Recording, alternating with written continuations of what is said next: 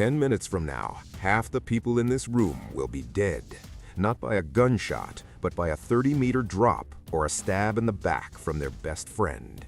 Welcome to the cruelest phase of Squid Game, where brute force is useless and trust is a death sentence. You clicked here because you think you'd win Tug of War because you're strong or because you hit the gym. Wrong. If you use only your muscles, you will fall. A team of elderly people can beat a team of bodybuilders if they know how to use Newtonian physics. And in the marble game, do you think playing fair saves you? The only way out alive is to lie, cheat, and destroy your partner's mind before they destroy yours. Today, I will teach you the secret of the human lever to defeat giants and the dark psychology of gaslighting to defeat manipulators. Forget friendship. The survival manual for betrayal starts now. The scenario for the third game is a nightmare of vertigo. 2 high towers, a deep pit in the middle, and 2 teams of 10 people attached to a thick rope. The rule is simple and brutal. Pull the other team into the hole. Whoever falls, dies. A guillotine cuts the rope in the middle, sentencing the losers to free fall and instant crushing on the concrete below.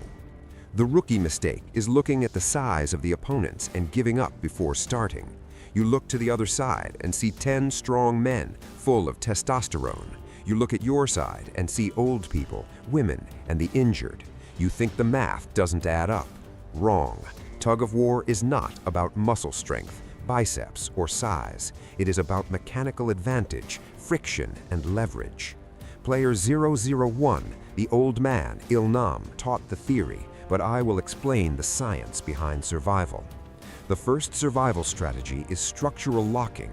Do not pull the rope with bent arms. Arms tire in seconds because the muscle is under constant tension and accumulates lactic acid, causing muscle failure. You must lean your body back at a 45 to 90 degree angle. Place the rope in your armpit and lock your elbow. The goal is to transfer the enemy's force to your skeleton, not the muscle. Bones don't tire, bones don't burn. By doing this, you use gravity and your own body weight as an anchor. The other team isn't pulling you. They are trying to lift 800 kilograms of dead weight locked to the ground. Besides posture, there is a detail that saves lives: the grip. Do not hold the rope with just finger strength. Wrap your hand. Use resin or spit if possible to increase friction. If the rope slips a centimeter, panic sets in. The formation breaks and you are dragged. The team formation is crucial and psychological. Do not put the strongest in front. The leader in front serves to motivate and dictate the rhythm, looking into the enemy's eyes to intimidate. The strongest and heaviest man must stay last. He is the anchor. His function is not to pull, it is to lock. He wraps the rope around his body and becomes a concrete pillar. If the team slips, the anchor holds and gives time for recovery. Besides position, there is the pulling rhythm. If 10 people pull at different times, the force dissipates. If 10 people pull at exactly the same time, the force multiplies. You need to shout and pull in unison. A synchronized weak team always beats a disorganized strong team. This is applied physics. Even with the old man's technique and the right formation, if the other team is much stronger, you will start sliding towards the edge of the abyss. This is the inertia break. When you feel you are going to lose, Song-woo suggested something insane but brilliant. Take 3 steps forward. Why does this work? Basic physics of action and reaction. The other team is pulling with full force backward, counting on your resistance. If you suddenly stop resisting and walk forward, they lose their fulcrum. They fall on their backs. In that moment of chaos, their formation breaks, their rhythm dies, they panic. That is when you and your team, still organized, pull with all your might. You use the enemy's strength to bring him down. It is the principle of judo applied to a deadly rope. Before we talk about the next game, we need to analyze a dirty tactic used by player 1111, the doctor. He worked with corrupt guards, harvesting organs from the dead in exchange for information about the next game. This is the insider information tactic. In any survival scenario, knowing what will happen before others is the greatest possible advantage. He knew about the sugar game and chose the triangle. He knew about the boiled egg, but the doctor committed a fatal error: arrogance. He trusted the guards. He became paranoid and greedy. The lesson here is that information is gold, but secrecy is life. If you discover an advantage, use it in absolute silence. Do not share with a large group, or you become a target or a tool. The doctor died not because of the game, but because of underworld politics. If you decide to cheat, make sure you are irreplaceable. He wasn't, and ended up hanging as a warning. You survived the fall. You saw the other team plummet into the dark. Adrenaline is high. You feel your team is a family, a military unit forged in blood and sweat.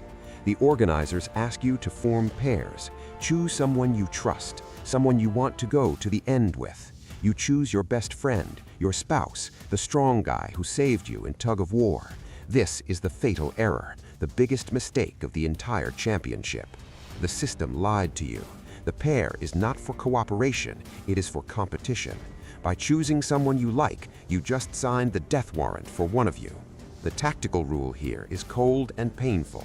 Choose someone you don't mind killing, or even better, choose someone weak, naive, or manipulable whom you know you can defeat in a mental game. Sentimentality is what kills good players in this phase. The fourth game is marbles. The rule is vague on purpose. Take your partner's 10 marbles without using physical violence. There is no set game. You decide the game. This opens the door to the human being's greatest weapon, the lie. We have two brutal case studies here: Sung-woo against Ali and Ji-hun against the old man Il-nam. In the first case, we have the false hope scam. Ali was winning. He had the marbles, he had the skill, but he had a fatal weakness: blind loyalty and gratitude. Sung-woo, a financial genius, used this. He convinced Ali that there was a secret rule where both could get out alive if they worked together against other teams. He sent Ali to look for something that didn't exist while swapping the bag of marbles for a bag of stones. Is it dirty? It is disgusting. But Sung-woo walked out alive, and Ali took a shot to the back of the neck. The tactical lesson is clear.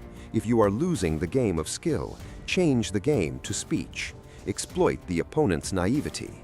In a zero-sum game, trust is an exploitable weakness.